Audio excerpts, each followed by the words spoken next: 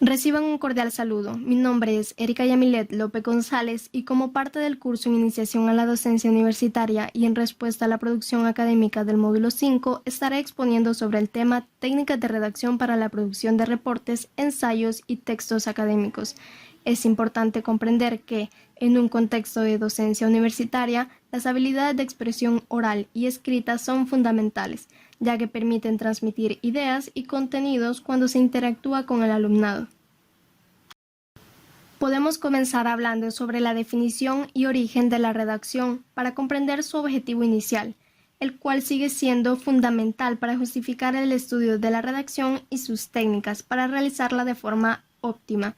La definición, según Alfredo Salazar Duque, quien retoma la definición de Hilda Basulto, es una actividad comunicativa de primer orden que implica un estado cultural avanzado de quien la ejercita. En cuanto al origen, la Organización Panamericana de la Salud plantea una breve línea de tiempo, donde afirma que las pinturas rupestres y las inscripciones grabadas en roca son los primeros intentos del humano de dejar registros para generaciones posteriores. El primer libro que se conoce es un relato del caldeo del diluvio. La historia estaba inscrita en una tablilla de arcilla de alrededor del año 4000 a.C., anterior al Génesis en unos 2000 años.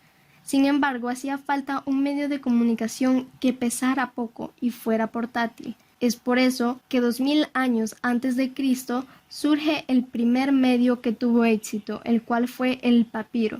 Posteriormente, en el año 190 a.C., se empieza a usar el pergamino. Los griegos reunieron grandes bibliotecas en Éfeso y Pérgamo, que ahora se conoce como Turquía, y también en Alejandría. Un gran evento en el año 105 después de Cristo es el papel, que fue inventado por los chinos. Sin embargo, en este contexto, era difícil encontrar una forma de producción eficiente, y por ello los conocimientos de los eruditos no podían difundirse ampliamente, el cual es el principal objetivo de la redacción, conservar los conocimientos y que a partir de este conocimiento conservado se pueda generar más. Es por eso que el mayor invento de la historia intelectual de la humanidad se considera que es la imprenta, sobre todo la imprenta de tipos movibles, que se dice que se inventó en China alrededor del año 1100. Sin embargo, el mundo occidental atribuye ese invento a Gutenberg, quien en el año 1455 imprime su primera Biblia de 42 renglones en una imprenta de tipos movibles. Posteriormente, este invento pasa a la práctica en Europa y se empieza a producir de forma eficaz e inmediata. Y ya en el año 1500 se imprimían miles de ejemplares de centenares de libros, que servían para conservar el conocimiento de los eruditos y pasarlas de generación en generación. Ahora que ya comprendemos por qué y cómo surgió la redacción científica, podemos hablar sobre sus características. La primera de ellas es la claridad. Claridad en las ideas y transparencia, el uso del lenguaje fácil, basado en palabras transparentes, sin descuidar la sintaxis del lenguaje en oraciones sencillas. Debe ser concisa también, es decir más con menos palabras, ya que esto da viveza y rapidez al estilo de redacción. Además, debe ser sencilla, emplear palabras de uso común, palabras de fácil comprensión. La redacción científica también debe ser imparcial, objetiva, armónica y de originalidad en el texto. La redacción científica también tiene sus fases que ayudan a dar una estructura al texto. La primera de ellas es la planeación o preescritura. Posteriormente sigue la redacción y como fase final tenemos la revisión. Comencemos con la planeación o preescritura. Esta tiene el objetivo de dar un orden o jerarquía a las ideas y describir cómo se van a concatenar entre sí. Esta fase retoma el planteamiento del problema que resulta de una cuidadosa examen de las fuentes de información. Para esto se recomienda el uso de fichas bibliográficas que ayudarán a definir y delimitar el tema. Posteriormente se procede a una lluvia de ideas, de manera que permite identificar las ideas principales y las secundarias y darles un orden a través de un árbol de problema. La segunda fase de la redacción científica es la redacción. Esta es una construcción unitaria cuyos elementos se conjugan de tal modo que todos apoyen para armar una estructura general. Se compone de introducción, cuerpo, nudo o contenido y conclusiones. La introducción expone el planteamiento del problema y objeto de estudio. Una guía para redactarla puede ser responder las preguntas: ¿qué se va a investigar? ¿Cuál es el problema, tema, objeto, asunto, materia o cuestión que me interesa estudiar? ¿Por qué el interés de investigar este problema? ¿Para qué estudiar el problema? ¿Y cómo voy a estudiar o a presentar el problema? En el cuerpo, nudo o contenido se desarrolla puntualmente cada una de las ramas que se desarrolló en el árbol de ideas que resultó de la fase de planeación, y se procede a las conclusiones, que está conectada con la introducción. Aquí se cumple la promesa del contenido, se hace una valoración objetiva de los resultados y la evidencia, en conjunto con la revisión y lectura bibliográfica y la metodología desarrollada.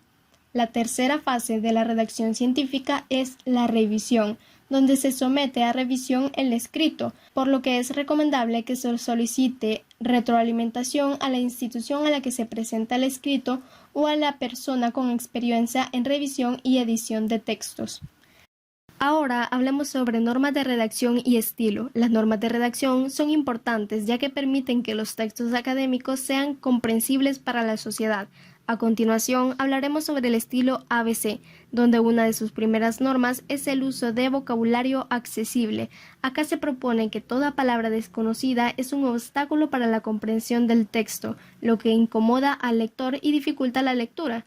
Además, se propone el uso de frases cortas. Según estudios de legibilidad y memoria, demuestran que una frase de longitud media entre 20 y 30 palabras, el lector retiene peor la segunda mitad que la primera. Además, se propone la claridad y la precisión. Es decir, se debe evitar la ambigüedad, abstracción y generalidades no respaldadas por hechos. Sin embargo, proponen que el texto debe tener belleza y armonía. Esto no implica caer en ambigüedades, sino evitar la monotonía, intercalar frases largas y frases cortas para modificar el ritmo de la narración y hacer más grata la lectura. Otra norma muy importante es redactar de forma impersonal.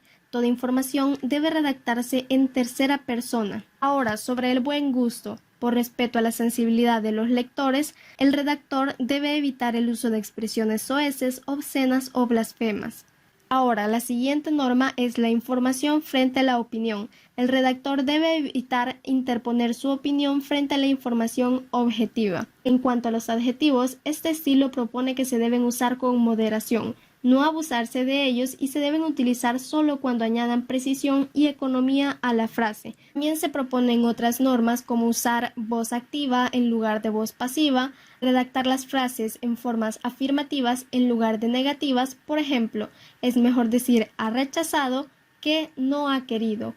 Y finalmente podemos mencionar la norma de la información. En esta se plantea que se debe estructurar en forma de interés decreciente, es decir, que la idea más interesante y más atrayente se debe plantear en el primer párrafo al inicio de este. Ahora que ya hemos visto las normas de redacción, podemos comprender cómo éstas se alinean con las características de la redacción científica y podemos comprender la importancia, ya que facilitan la lectura y comprensión de los textos. Ha sido un gusto compartir con ustedes este tema. Saludos.